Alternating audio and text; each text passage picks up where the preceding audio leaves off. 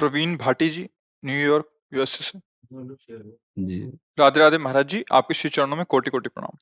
महाराज जी, कभी कभी लोग अकारण द्वेष व घृणा भाव रखते हैं, जिससे मन में उनके प्रति अकारण नहीं भगवत होता, भाव होता ही नहीं है। अकारण नहीं होता, कारण होता है। सबका कारण अज्ञान है, समझ रहे हो ना? कभी हम किसी के हृदय को जलाया है तो हमें जलाएगा। कभी हमने किसी को दंड दिया है, अपराध किया है, तो आज हम दंड देने वाला कार्य नहीं कर रहे, पर वो दंड आएगा और बिना किसी अपराध के आपको पीटना होगा। वो कर्म बख्शेगा नहीं। बिना कर्म के कोई हमसे दुश्मनी नहीं कर सकता। सबका मूल कारण अज्ञान है। हमारे द्वारा भी अज्ञान से बहुत से ऐसे कृत्य हुए हैं। अब उन कृत्यों का भोग भोगने का जब समय आएगा, तो आप अच्छे आचरण कर रहे हो, गलत नहीं हो, पर आपको दंड भोगना पड़ेगा। तब आप कह सकते हो कि भगवान बहुत गलत है। मैंने क्या गलती की थी जो मुझे दंड मिला? बिल्कुल फूंक फूंक के पैर रख रहा हूं, ठीक से चल रहा हूं, दूसरों का हित कर रहा हूं, लेकिन अभी ये अगली फसल है। पिछली फसल में तुमने जो किया है वो तुम्हें भोग आ रहा है।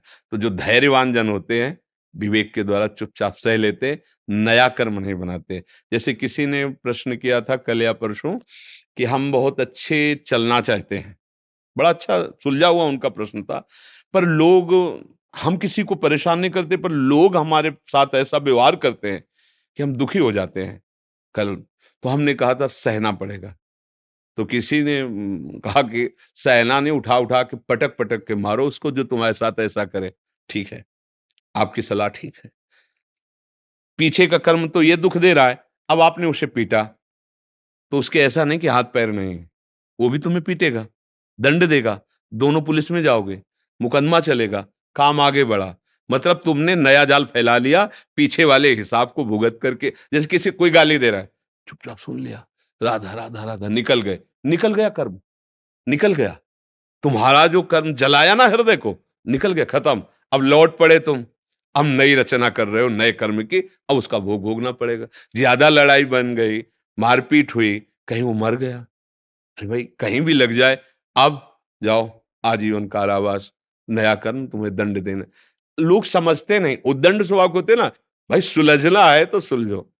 हमें एक मिले थे जो 20 साल की सजा काट के आए थे, सैनपुर में गंगा किनारे थे। तो उन्होंने कहा कि पहले चोरी करता था, डकैती, आज फिर पकड़ा गया, फिर तो नाखून 20 साल बाद भी दिखा रहे थे कि ये बुरी हालत हमारी हुई। तो सजा, तो हम कहा वहां जेल में क्या होता है, कैसे?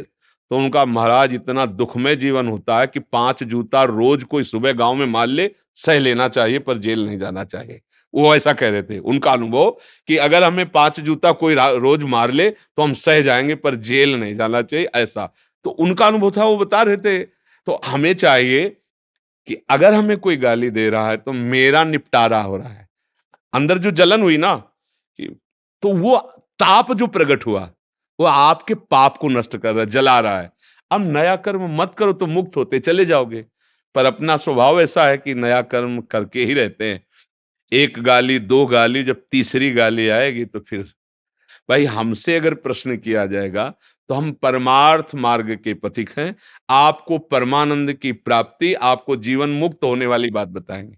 हाँ, वो उस जगह आप सह गए, लेकिन किसी बहन बेटी की तरफ कोई बर्ताव कर रहा है, किसी असमर्थ को कोई सता रहा है, आप नहीं, आप नहीं चुप बैठेंगे। समझ रहे हो ना? हमें गाली दिया, हम सह जाएंगे। हमें धक्का मार के भी चले जाओगे, हम सह जाएंगे। लेकिन हमारी दृष्टि में यदि आया कि किसी माता बहन को या किसी असहाय असमर्थ को तुम, फिर हम नहीं चैन से रहेंगे। अब क्या हुआ? अब धर्म की बात आ गई, परहित की बात आ गई, अब आपकी विजय होगी। अपने सुख दुख को सह करके दूसरों के दुख निवारण के लिए हम चले, तो हमारा स्वरूप अच्छा रहेगा। अब यहां क्या है, हम दूसरों को दुख देकर खुद सुखी हो सकते हैं। अगर दूसरा कोई पीटा जा रहा है तो पीट करके निकल जाएंगे, ये आसुरी प्रवृत्ति है, ऐसा नहीं। फिर संतों के पास आने का मतलब क्या रह गया है? हमें तुम गाली दोगे, सह लाएंगे, लेकिन जहां ऐसी परिस्थिति होगी वहां हमारा ये काम नहीं करेगा। वहां अहिंसा परमो धर्मा नहीं होगा। गली में वो आदमी एक महिला को पीट रहा है और मार भी डाल रहा है, और 4 लोग वहां से निकल के जा रहे हैं, और वो देख रहे हैं, और हो सका तो बगल से वीडियो बना लेंगे और निकल जाएंगे। वाह भाई, क्या मनुष्यता आ रही है तुम में, क्या तुम्हारे अंदर बल बुद्धि आ रही। नहीं, वो आपके परिचय की नहीं है। आपका कोई संबंध नहीं, इसलिए ऐसा नहीं। हमारी मनुष्यता का तो परिचय है। भगवान ने हमें जितना बल दिया हम उसकी रक्षा करेंगे। असहाय को, असमर्थ को, वयोवृद्धों को, ऐसे सहने के लिए हम सह जाएंगे। हमें तुम गाली दो सह जाएंगे, हमारा तुम अहित करो हम तुम्हारा अहित नहीं करेंगे। लेकिन धर्म की बात जहां आ गई वहां फिर ये कायरता कही जाएगी। ये कि आप बलवान होते हुए निर्बल की रक्षा नहीं कर सके, आपका सहयोग होना चाहिए था, वहां बात ऐसे है। अगर कोई आपको सताना चाहता है तो आपके और उसके बीच में भगवान भी है, निश्चित समझिए। भगवान रक्षक है, वो कृपालु है, वो ऐसा हिसाब लगा देंगे कि अपने आप ठीक हो जाएगा। वो जो अहंकार बढ़ाता है ना, तो भगवान किसी का अहंकार नहीं रखते। रावण जैसों का अहंकार नहीं रहा, हिरण्यकश्यप जैसों का नहीं रहा। ये अपने लोग कितने 4 दिन के, और वो बढ़ाएंगे, ये भी ध्यान रखना, और बढ़ाएंगे।